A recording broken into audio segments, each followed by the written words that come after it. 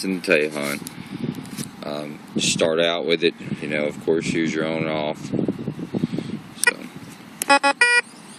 battery's a little weak. 1, 2, 3. I always put sensitivity around there, around 9, you know. But ground, you know, engage the switch here on the bottom, pull it toward me.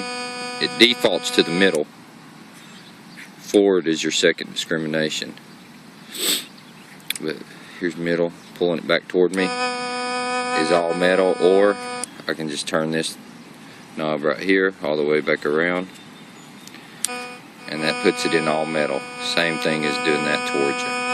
It's just easier to leave this where you like your setting. I like it down here a little bit past screw cap, and then engage my finger here, pull it toward me. And you can hear all the things in the ground.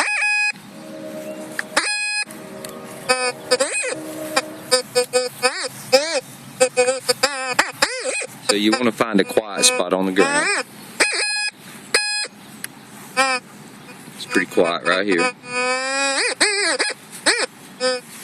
Pretty quiet. Got a little chatter going on. I'm gonna back my threshold down when you hear some chatter like that. But you're on a quiet spot. Back that threshold down to where it's quiet. Can't hear it. Now what I'm going to do is I'm just going to pump my coil, and you want it to sound off as you're pulling it upward, not downward. Alright. Now I'm going to quieten it down by turning it to the plus. Now it's wanting to sound off as I'm approaching the ground. So I'm going to turn it back toward the negative. This way. Back toward me. Now it's sounding off. And that's a pretty good sound. So you're not completely balanced out, but you want to have a little heat coming at you. You know, some pulling them signals out of the ground. And crank that threshold up a little bit and get a hum going. And then just, you're ready to go. Click it, let it default back to the middle position, and start going. And let me pick up my knife here. We'll find us a target real quick. Good place to look. People sit on those benches, money falls out, rolls to the edge of concrete and stuff like that. I like to check those spots like that. I'm gonna walk over here. That's a good target.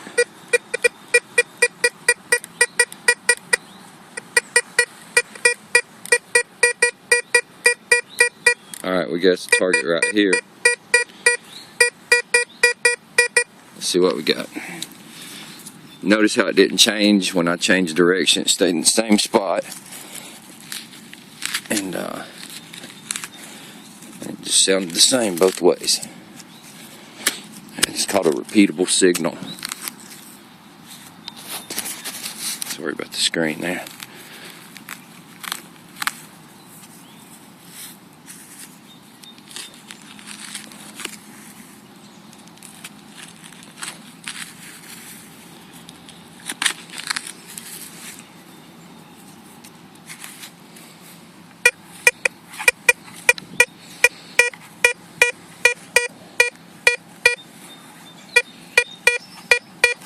It's going to be a little deeper. It's hard to dig with one hand.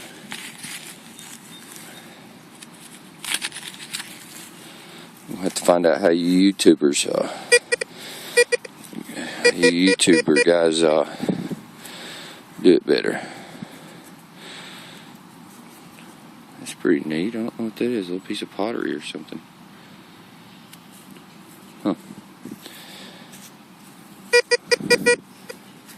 There we go. Got us a penny. It's copper. It's got a good patina. See that green?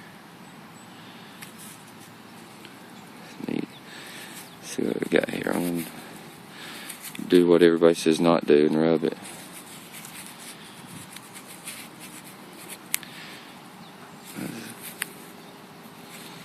Got me a little wheat scent here. Rock and roll.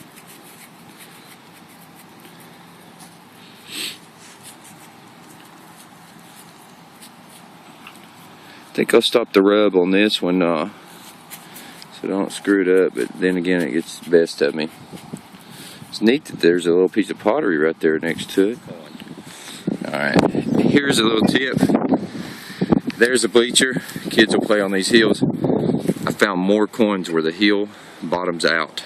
Like, you go from here down to right here. Where it'll bottom out, you'll find coins. So, my battery's weak, and the kids will roll down hills and things like that. Here we go.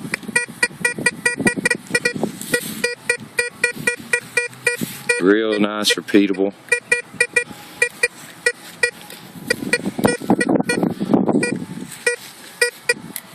Uh-oh, got me a chip there. This is one of them iffy targets. Do you dig it or not? I'm going to dig this one. We'll see what it is. Can't leave everything in the ground. I'm going to call this a penny though. Before I dig it, I think this ground's hard, clay stuff. Let me let you go for a second and tell you that it was, you know, like a barber quarter or something. Sweet. But this puppy was buried, what, 5 inches, 4 inches, 4 inches. Great. I'm loaded. Alright. Yeah, we'll let a novice find that one. And I want to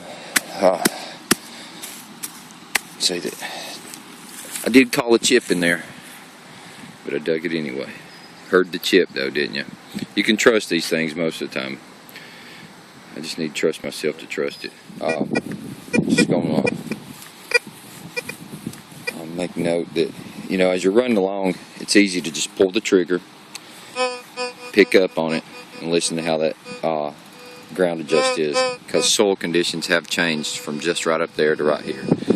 And it's nice to have it running like that, because you keep depth going the whole time when you do that. And certain detectors won't adjust to the mineralization in the ground that quick. And so you can check it yourself.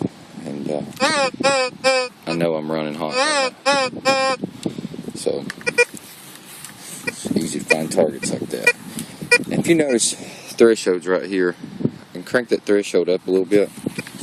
And as you're running quiet along the ground, the targets seem to jump out better. You don't want to crank it up too much, it'll cause an overload. That's a good target. No matter how fast I get on that thing, it's repeatable. So, let's see what we got here.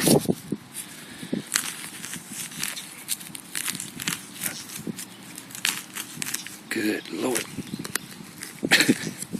Need to get a shovel.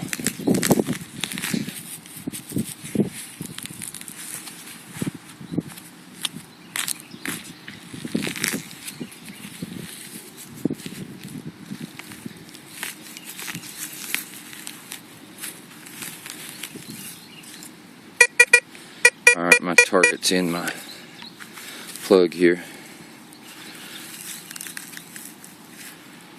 Gross, what is that? It's a nasty worm. Freaky dicky. Not on that plug. Alright, here we go. There it is on the ground. You see it? Right here. This is a dime. It's modern.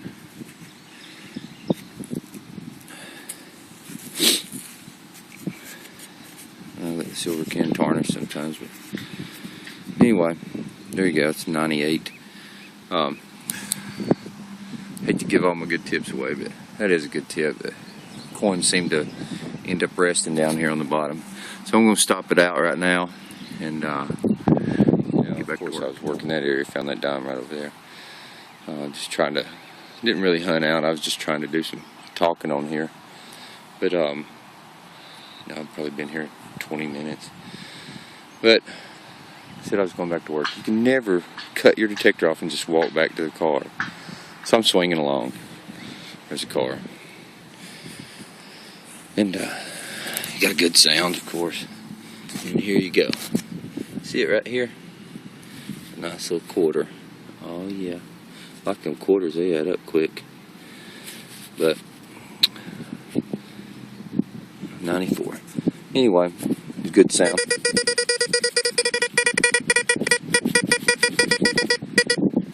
There you go. What is that? 36 cent. What I dig? I dug bottle top chunk of that aluminum and 3 coins, one being a wheat, which is just too lucky, you know. But it's getting hard to find those things. But you know, it's typical. It's what to expect.